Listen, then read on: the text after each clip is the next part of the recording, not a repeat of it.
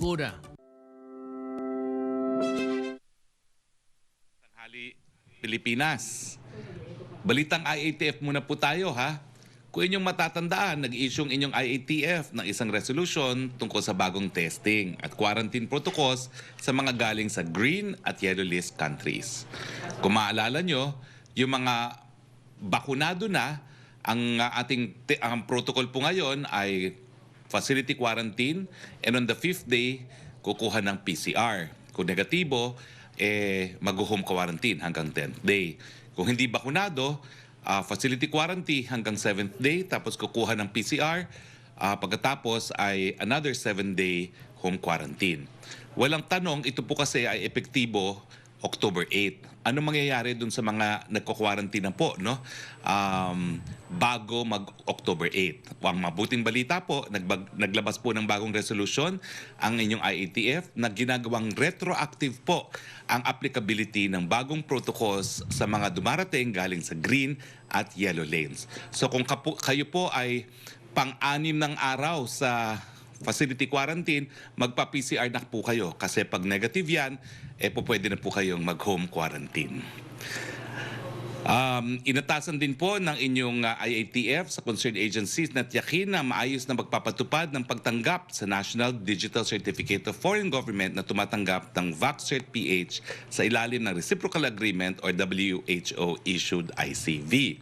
Ito ay kaugnay ng pagkumirma ng vaccination status ng non-OFWs at dayuhan sa fully vaccinated abroad. Sa usaping bakina po dumating kahapon, linggo, October 10, ang halos 1 milyon or 918,450 doses ng Pfizer vaccine. Kasamang shipment nito sa 1.8 million total doses na donasyon ng Estados Unidos sa Pilipinas sa pamamagitan ng COVAX facility. Mamaya naman po ay inaasahan darating ang natitirang doses na nasa halos 1 milyon din, 924,300. Meron din pong dumating na 1.3 million or 1,363,300 doses na Moderna vaccine noong Sabado, October 9.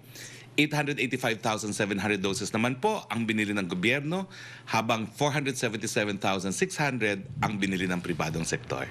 Bago nito, dumating po noong Biyernes, October 8, ang mahigit 2 milyon or 2,132,140 doses ng Moderna vaccine. Sa bilang na ito po, 1,384,280 doses ay binili ng pamahalaan, habang 747,860 naman pong doses ay binili ng pribadong sektor. May dumating din po na 661,100 doses ng AstraZeneca vaccine noong Biyernes, October 8, na binili ng pribadong sektor. Sa ngayon, steady ang dating ng bakuna, kaya naman po wala na pong problema sa ating supply. On track pa rin po tayo sa target na 100 million doses para sa buwan ng Oktubre, kaya paghusayan natin ang pagbabakuna. Habang dumadami po ang bakuna dahil steady ang supply natin, mas makakapagbukas po tayo ng ekonomiya. Pag nagbukas ng ekonomiya, mas maraming hanap buhay. Yan lang naman po ang gusto natin para sa ating mga kababayan, no? Ingat buhay para sa hanap buhay. Okay?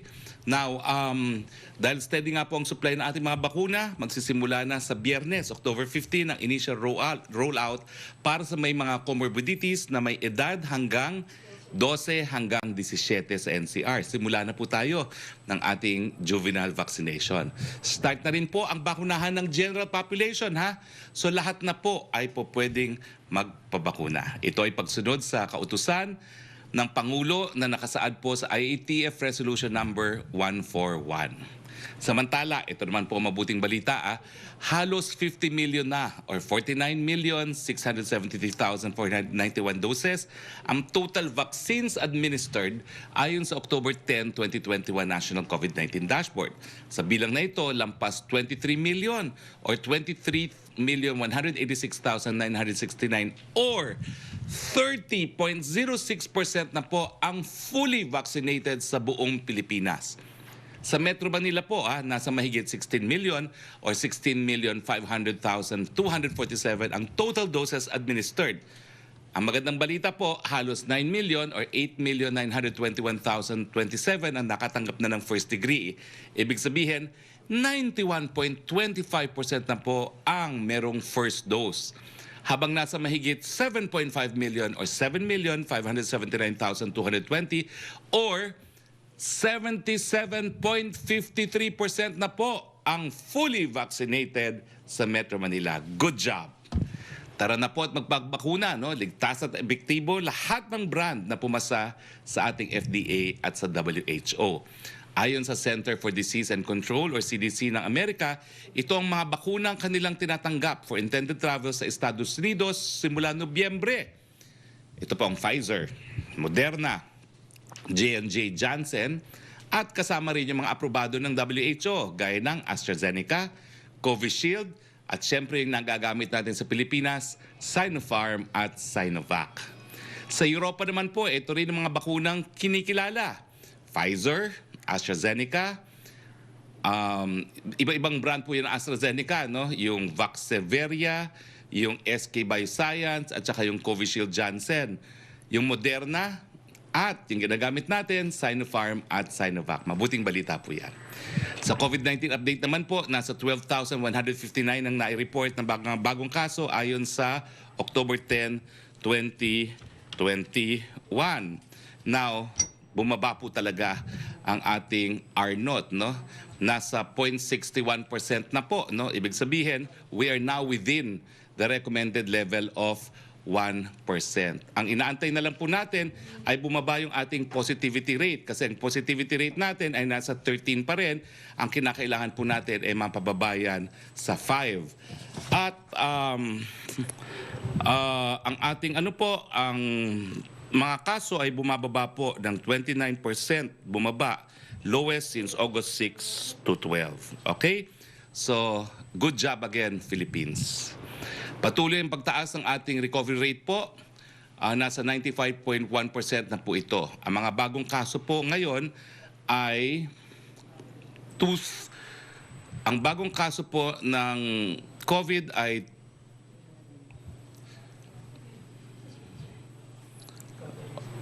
ang active cases po natin ngayon ay 90,927. Ang nadagdag na kaso po ay teka po, nawawala yung data ng nabanggat na kaso. 12,159. Ang na-report ng mga bagong kaso ayon sa October 10, 2021 datos ng DOH. Lampas 2.2 milyon or 2,536,011 ang mga gumaling. Patuloy ang pagtaas ng ating recovery rate, nasa 95.1% na po ito. Patuloy naman po ang ating positivity rate na nasa 15.9%. I will stand corrected, no? Oo, kasi meron pong isang finding na bumaba po siya ng 13 but I stand corrected. The positivity rate has gone down to 15.9%. Pero malaking bagay po yan kasi nung kailan lang, no, parang 25% po yan. Pero we still have to aim na pababain po yan hanggang 5%. Huwag natin kalimutan po, mag-mask, hugas iwas, maging ligtas sa COVID-19 at huwag pumunta sa 3 Cs, close, crowded, close contact. Samantala, nasa 39,624 ang binuway ng buhay dahil po sa coronavirus, nakikirapay po kami.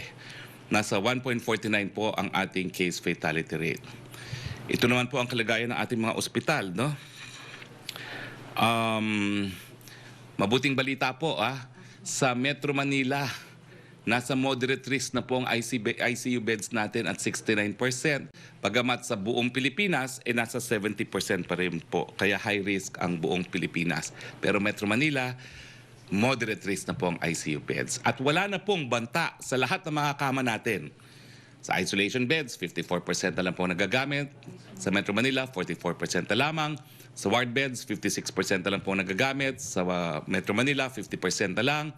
Mga ventilators, 50% na lang po nagagamit sa buong Pilipinas at 51% lang po sa Metro Manila. Sa ibang mga bagay, binabati natin si Maria Ressa bilang kauna-unahang Pilipino na nagwagi sa Nobel Peace Prize. At siyempre po, nakikiramay rin po kami sa pagyaon ni Commission on Human Rights Chairman Jose Luis Martin Chito Gascon. We offer our prayers as Tributes pour in to honor the life and service of Chairman Gascon. May he rest in peace. Dito po nagtatapos ang ating presentasyon. Makakasama po natin ngayon si CHED Chair Prospero Popoy de Vera. Chair, ang naririnig namin palagi ang tinig ni Secretary Liling Briones tungkol sa face-to-face pilot ng ating mga chikiting. Ano naman po ang ating prospects na face-to-face para sa ating mga colleges and university? Thank you, Smoke Sari. Actually, nauna tayo nagsimula. Noong January pa tayo, nung pinayagan ni Pangulo, ang limited face-to-face sa medicine and allied health sciences. So 11 degree programs mula noong January ay nagsimula ng limited face-to-face at 181 ang mga pamantasan na na-inspect jointly by CHED, by DOH, by the local governments, at pinayagang magbukas ng limited face-to-face. Yung 181 schools na yan, ang total number of degree programs na pinayagan na mag-limited face-to-face ay 301 as of last couple of weeks. No? Kaya ang number of students na pinayagan na mag-limited face-to-face ay 21,000 students, and more than 1,000 faculty members. So ang magandang balita ay itong mga nakaraang buwan, napakababa ang infection rate, less than 1% para sa mga estudyante at 1.41% lamang sa mga faculty na nagfe-face-to-face ang na-infect ng COVID. Lahat sila ay asymptomatic, walang namatay, walang na-ospital sa kanila. So ang ibig sabihin, yung guidelines na inisyu ng CHED at DOH ay mahigpit at protektado ang kalagayan ng ating mga estudyante at faculty members. Kaya nagpapasalamat ang komisyon dahil pinayagan na ni Pangulong Duterte na i-expand yung limited face-to-face mula doon sa original na medicine and allied health sciences, pinayagan na sa engineering and technology courses, sa hospitality, hotel and restaurant management, tourism, travel management, at marine engineering at marine transportation. Itong next batch, Spoke Sari, ang pinakamalaki kasi madaming eskwelahan ang mayroong engineering and technology courses. So ang tansya namin dyan, lagpas 20 degree programs ang papayagang mag-limited face-to-face. Na-issue ko na yung guidelines para sa mga eskwelahan. Sila ngayon ay nagsisimula ng mag-apply para ma-inspect at matignan at mapayagang magbukas. Kaya all systems go na as far as higher education is concerned dito sa mga limited face-to-face. So all in all, more than 30 programs, degree programs, are now allowed to do limited face-to-face all over the country. Ang isa pang magandang balita na aming nalaman doon sa aming pag-monitor sa ground level ay marami sa ating mga universities ang mataas ang vaccination rate. Dahil doon sa unang batch ng mga pinayagang mag-face-to-face, pumayag ang Department of Health na i-classify ang mga estudyante at mga guro doon sa limited face-to-face for medicine and allied health sciences bilang frontline workers. Kaya sila ay na-classify as A1. At ang IATF naman noong Abril ay pumayag na itaas ang classification ng education frontliners from B1 to A4. So yung mga pamantasan na maganda ang kanilang pakikipag-ugnayan sa kanilang local governments ay mataas ang kanilang vaccination rate. Halimbawa, ang Mariano Marcos State University sa Ilocos Norte, dahil meron silang medical and allied health programs, meron pa silang malakas na koneksyon sa ospital, 91% ng kanilang faculty, 97% ng mga estudyante na face-to-face ay bakunado na. Kaya't meron tayong naidagdag na another layer of protection para sa ating mga estudyante. Itong mga nakaraang linggo, nagsimula ng mag-report ang mga pamantasan sa kanilang vaccination program dahil nga papadating na ang mas maraming bakuna kaya sila'y tututukan natin. Ang napansin natin, yung mga lugar na medyo malayo sa Metro Manila at medyo kapos ang mga vaccines, medyo mababa pa ang percentage ng nabakunahan ng mga empleyado at mga estudyante. No? Halimbawa sa Aklan State University, 79% ang hindi pa nabakunahan. Sa Palawan State University, 66% ng mga estudyante. Ang University of Eastern Philippines sa Samar ay between 50 to 72% ang vaccination nila across campuses. At sa Davao de Oro State College ay 26% pa lang ang mga nabakunahan. No? So medyo mababa kasi siguro kulang pang supply sa mga lugar na yan. Pero dahil alam na natin kung ano ang vaccination rate nila at inutusan natin ang mga pamantasan na makipag-ugnayan sa kanilang mga local governments, pagdating ng mas maraming bakuna ay tataas na ang vaccination sa mga lugar na yan. Dito sa Metro Manila, ang ilang eskwelahan tulad ng PhilSCA sa Pasay, 82% ng faculty members ang vaccinated na at 78% ng administrative staff. So sila ay masipag na tinututukan ang vaccination kahit nasa Zamboanga sa mga pamantasan doon, 66% ng kanilang education faculty and employees are already vaccinated. No? Sa probinsya ni Speaker Velasco sa Debenscat, 64% ng mga faculty at employees ng Debenscat ay bakunado na. So natututukan natin per school ang pagtutok natin ngayon sa mga higher education institutions. At sa report ko on October 6 as far as higher education personnel is concerned, ito ay report galing sa 1,488 universities and colleges in the country. As far as higher education personnel is concerned, 73% of higher education personnel ay vaccinated na.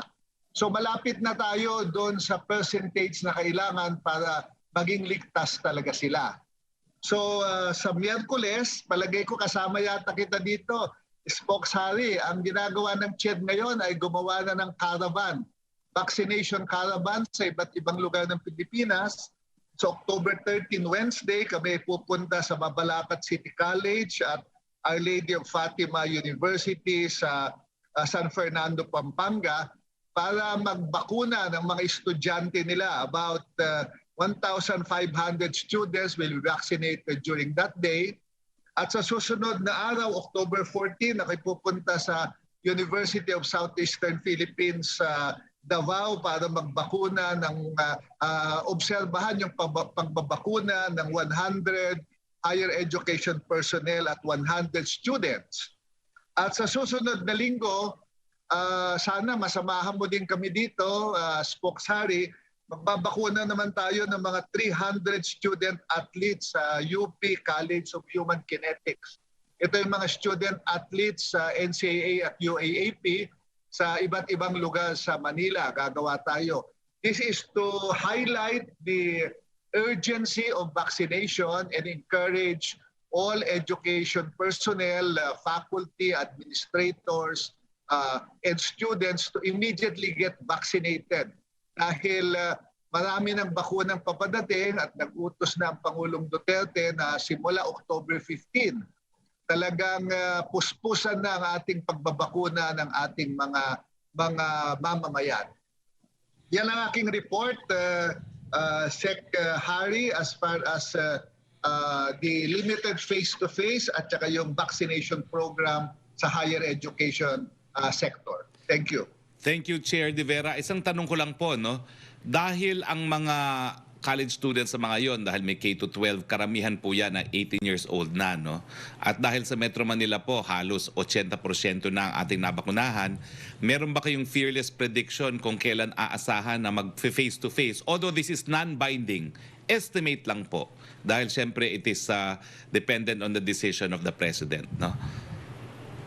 Doon Estimate sa lang. Spokes, Harry, doon sa naunang sektor, yung medical and allied health sciences, nung nagtumaas ang infection rate sa Metro Manila, humingi ang mga pamantasan ng otorisasyon na payagan pa rin sila mag-limited face-to-face kahit na sila ay nasa restricted area, at pinayagan naman ng Pangulo ito. Ito'y dahil sa implementasyon, napansin natin na very careful ang mga eskwelahan. Very safe ang mga estudyante at hindi sila na-infect. Kaya pinayagan ng Pangulo na kahit na ECQ or MECQ, basta nasa Medicine and Allied Health Sciences, humingi lang sila ng pahintulot sa CHED at IATF at papayagan na sila. So yung ating mga limited face-to-face sa Metro Manila, sa Medicine and Allied Health Sciences, tuloy-tuloy na ang kanilang face-to-face dahil mataas ang kanilang vaccination rate, yung mga eskwelahan. So, ang basis natin kung papayagan sila ay kung yung protocols ay nasusunod, kung yung guidelines at nasusunod, at kung yung vaccination level ay mataas na. So, yan yung sa Metro Manila situation natin. Titignan natin sa next batch ng mga degree programs kung ligtas pa rin ng mga estudyante at mga guro, at baka papayagan din sila kahit na medyo restricted area pa yung kanilang mga lugar. So malapit-lapit na po, Chair De Vera. Oo, ang susunod naming pinag-aaralan na, Spokes Harry, ay in addition to limited face-to-face by degree program, pinag-aaralan na namin kung pwedeng payagan ng mga eskwelahan na mag-limited face-to-face in all degree programs in areas that have very low COVID prevalence and also very high vaccination rate. So tinitingnan na namin kasi may mga lugar sa Pilipinas, kagaya nga dun sa Mariano Marcos State University sa Ilocos Norte, ay napakataas ang kanilang vaccination rate. Kung papayag ang local government, kung mataas ng vaccination rate sa area, mababa naman ang classification na nila as far as COVID is concerned, baka papayagan na natin pagdating sa mga susunod na buwan ng mga eskwelahan na magli-limited face-to-face in all their degree programs as long as they abide by the guidelines and they are inspected. So magiging dalawa yung ating limited face-to-face by degree program and possibly by geographic area. Yun ang ating pinag-aaralan ngayon. Okay. Salamat, Chair. So mga college students, buwan na lang po ang bibilangin. Punta na tayo sa ating open forum. Yusek Roque, go ahead please. Yes, good afternoon Secretary Roque at sa ating pong bisita. Ang una pong tanong mula kay Chris Jose ng Remate Online, sinabi po ng Octa Research Group na posible ng isailalim sa low risk classification ng COVID-19 ng buong Metro Manila sa katapusan daw po ng buwan dahil sa patuloy na pagbaba ng kaso ng COVID-19. Kayo daw po sa IATF, nakikita nyo rin po ba ang ganitong posibilidad o maaaring pagluwag sa quarantine classification sa Metro Manila? Similar question po yan with Creseling Catarong ng SMNI. Alam niyo po, datos ang nagsasabi kung bababa ang quarantine classification. Ang mabuting balita po ay pagdating po sa ICU capacity, for the first time po in many months, ang Metro Manila po ay nasa moderate risk. And that is also a factor to consider in lowering the quarantine classification. Pero meron pa rin po tayong tinitignan, ito po ang 2-week, ang routine cases na yung 2-week at saka yung daily. At makikita po natin na sa NCR, negative din po ito. Okay? Itong tinitignan ko pong datos ay hindi ko lang alam kung anong date, pero ang nakikita ko pong datos sa NCR, October 10 datos po is negative 13% at negative 46%. Ang previous 3 to 4 versus 5 to 6 weeks at saka recent 1 to 2 versus previous 3 to 4 weeks. So mukhang pareho po on the basis of 2-week growth rate, average daily attack rate at saka healthcare utilization rate. Meron pong datos na nagpapakita that we can lower the quarantine classification. Pero kasi nga po, ang eksperimento natin dito sa Metro Manila is a pilot. Kinakailangan pag-aralan muna ang resulta ng pilot. Pero kung ang gagamitin nyo yung GCQ, MGCQ, ganyan, tayo naman po ay on GCQ with alert level system. So I would say po that the data supports a reduction of the alert level, but that's ultimately the decision of the IATF. So abangan na lang po natin. Magpupulong naman po yan on Thursday. Opo, sunod po niyan tanong, batid naman ng publiko na hindi po tatakbo sa pagkapangulo si Mayor Sara Duterte na naging basihan ninyo ng inyong pagtakbo sa pagka-senador. Hindi ba sumama ang loob ninyo sa kanya dahil sa kanyang naging desisyon? Mananatili pa rin pa kayang tagapagsalita ng Pangulo? Mensahe po kay Mayor Sara na nagpositibo po sa COVID-19. Well, gaya na aking sinabi nung ating last press briefing, narito pa rin po tayo as spokes, so we are still spokesperson. No? Ako po, hindi sumama ang loob ko. Bakit po? Sinabi talaga sa akin ni Mayor Sara nung ako'y nakipag-usap sa kanya na mayor ang kanyang takbo. That was when my heart was broken dahil I wanted her to run for president. Pero siyempre, umaasa tayo na baka magbagong isip. Pero hindi na nagbago. So sa akin po, alam ko na po ang desisyon. I was still praying and hoping na magbabago, pero wala pong dahilan para sumakit ang aking loob. Ang aming huling pag-uusap po ni Mayor Sara was on last Friday, at ang sabi ko na lang, in due course, kailangan po natin pag-usapan kung anong gagawin sa mga supporters ni Mayor Sara, na siyempre po, umasa na siya itatakbo. Pero wala pong samaan ng loob, no? Talagang desisyon naman po yan ng kandidato, no? Now, so yun po, no? Ang mensahe po natin kay Mayor Sara at saka sa kanyang pamilya, please keep safe and get well soon. Opo. Mula naman po kay Kylie Atienza ng Business World, has the President already signed the proposed LPG regulation law? Wala pa po. Wala pa pong dumarating sa palasyo. Okay, thank you, Okay, Secretary punta tayo kay Roque. Trish Terada, please. Hi, good afternoon, Spokes Harry. Sir, narinig ko po kanina, binati niyo po si Ms. Maria Ressa for her win in the Nobel Peace Prize, no? But sir, can we have a bit of an elaboration? Because usually, Malacanang would release statements congratulating Filipinos who achieved something, whether in the country or abroad. But what can you say about the Nobel Peace Prize awarded to Ms. Ressa? What does that mean for the government? Well, it's a victory for a Filipina and we're very happy for that kasi wala naman pong utak talangka dito sa Malacanang. But of course, it is true that there are individuals who feel that Maria Ressa still has to clear her name before our courts, as in fact she's a convicted felon for libel, cyber libel in the Philippines, and she faces other cases in the Philippines. Now that's for the courts to decide. Now of course we are also mindful of a very articulate article written by national artist F. Sionel Jose, and perhaps we should quote F. Sionel Jose, because it does not help if this comes from Malacanang. So this comes from a national artist. I've criticized Duterte, but not on press freedom. The Philippine press is alive and well, not because of Maria Ressa. No writer is in jail. There is no censorship. Duterte hasn't closed a single newspaper or radio station. The closure of ABS-CBN was made by Congress, which did not renew the ABS-CBN franchise. Sure, he influenced Congress, but the real issue against ABS-CBN, as I pointed out, is not press freedom, but money, politics, power, and its abuse by the Lopezes who own the TV network. Sure, journalists have been killed in the Duterte regime, but just as it was in the past administrations. But those killings cannot be laid at Duterte's door. Usually, they are made by minor politicians or officials attacked by journalists.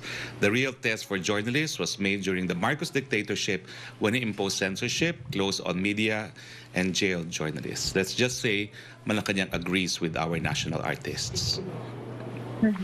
But sir, what about the sentiments? But because right now in this modern times, oppression or yung attack sa journalism doesn't just come in the form of killing or complete censorship, but in a way the actions, some would say, would had created a chilling effect among other journalists, among media institutions.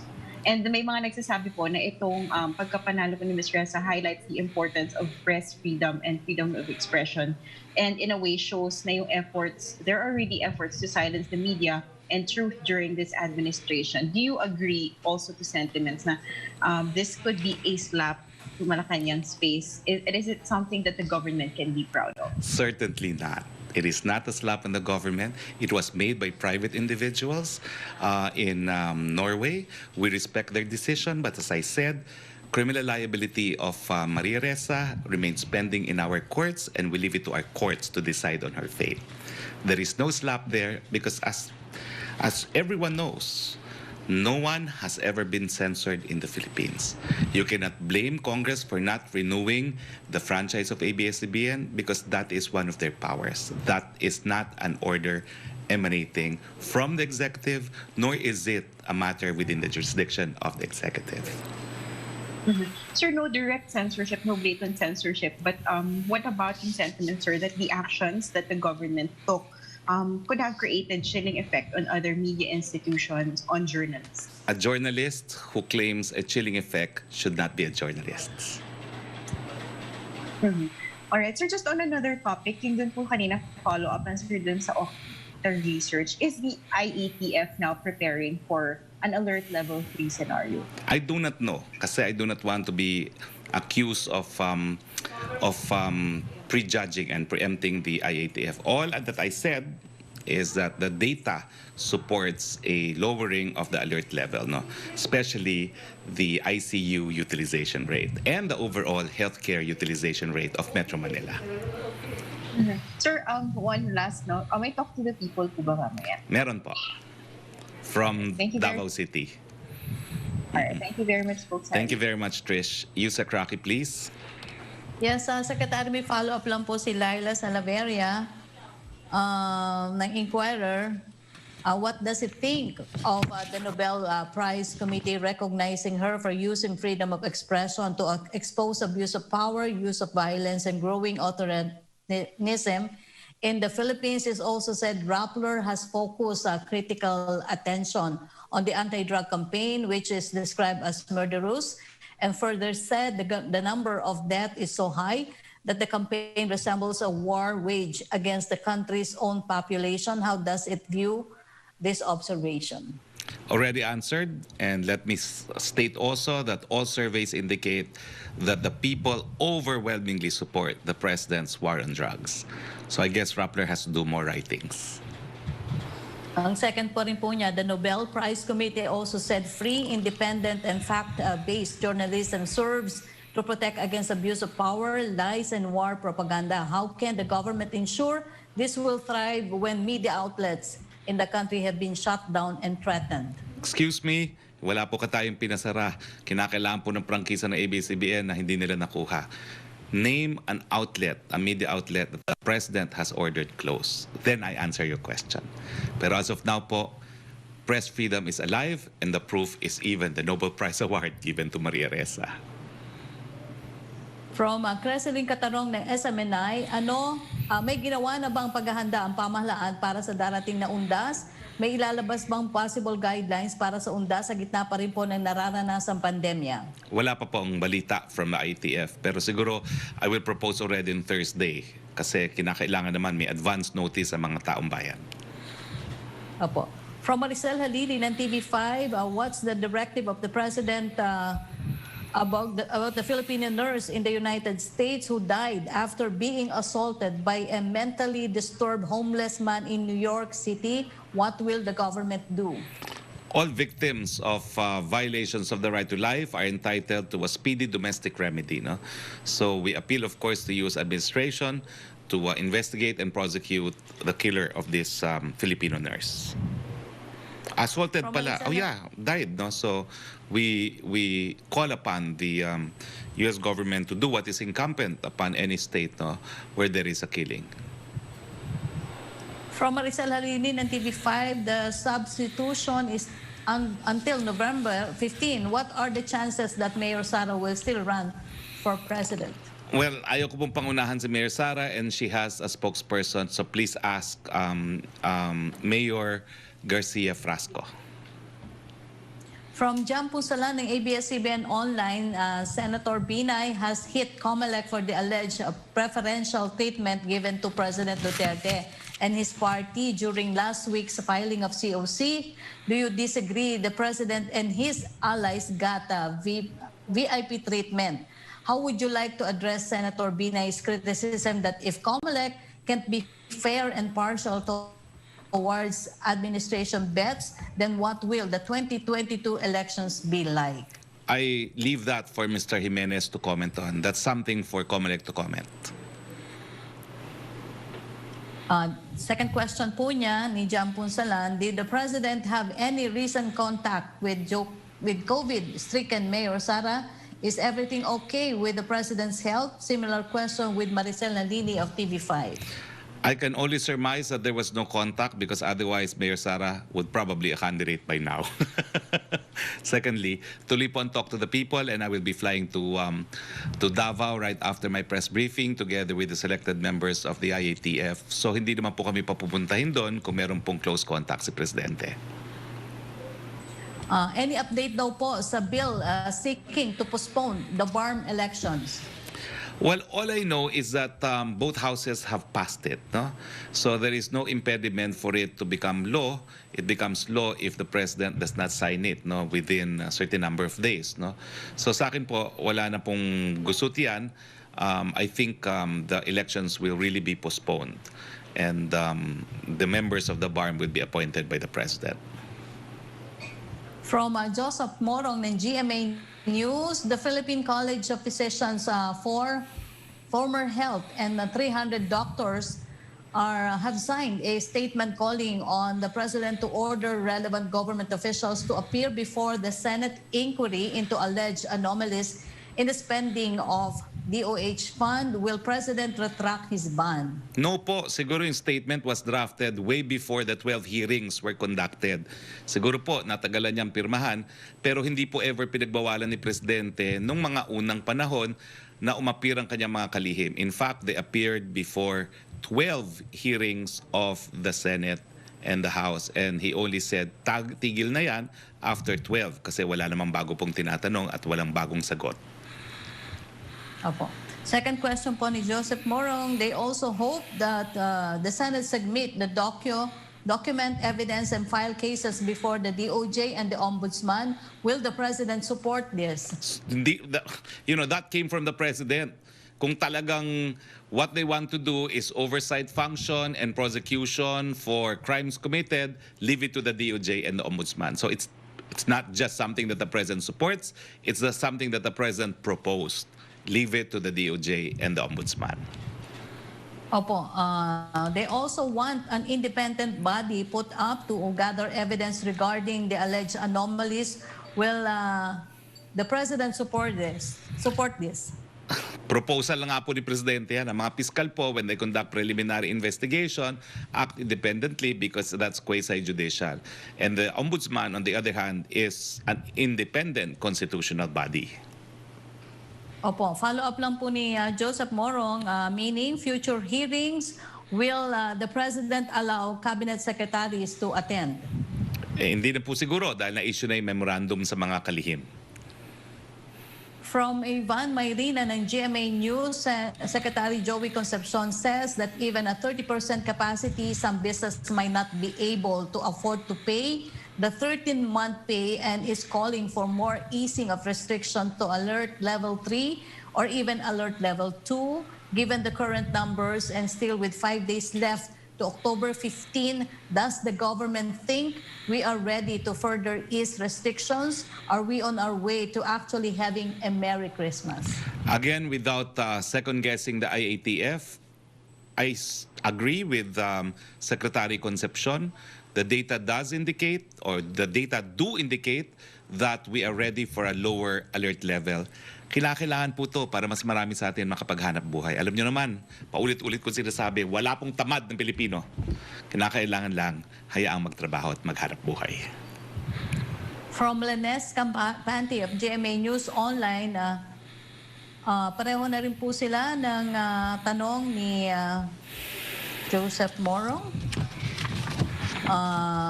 From Ace Romero, what are the chances daw po of Metro Manila being downgraded from alert level 4 to alert level 3 beginning October 15?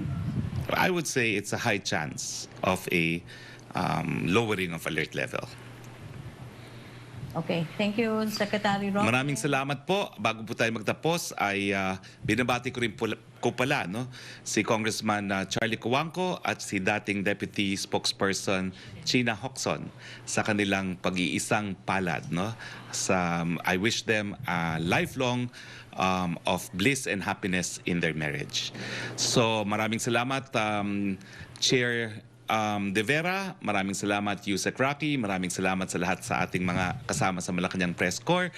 Sa ngalan po ng inyong Presidente, Rodrigo Roa Duterte, ito po ang inyong Spokes Harry Roque nagsasabi, tuloy-tuloy po ang bakuna dahil sigurado ang better Christmas para sa lahat. Magandang hapon po, Pilipinas.